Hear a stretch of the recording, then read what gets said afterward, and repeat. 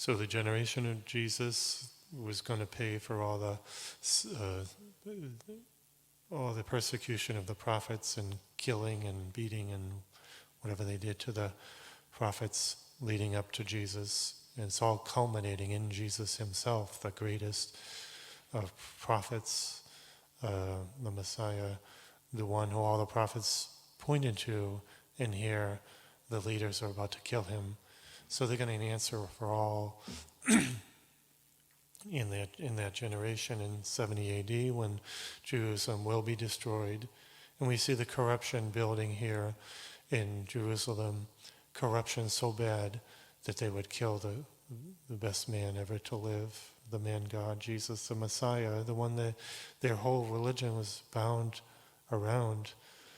And so the corruption is growing. After the death of Jesus, the corruption continued to grow, got worse and worse in Jerusalem until there was just horrible things that happened there. If you read the history of the destruction of Jerusalem, and we Americans, we can kind of see the same thing happening here, corruption growing in our country, corruption, the faith deteriorating, but those who are in power are letting the country go down. You could say the secular powers. What about the religious powers? Like Jesus is dealing with the religious powers there, because the Jewish faith was more of a theocracy.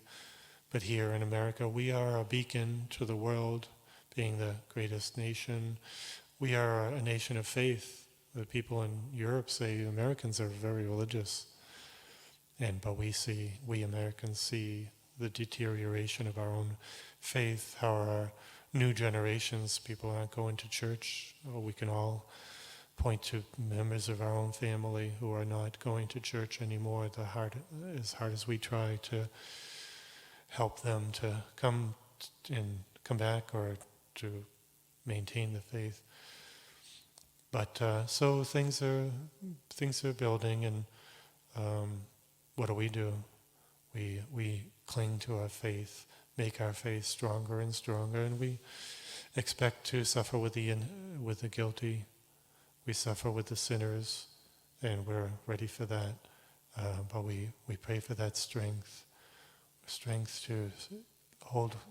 to be leaders of the faith in the midst of a corrupt generation, and to, in the midst of it, to be stronger and stronger in proclaiming our faith and living it ourselves.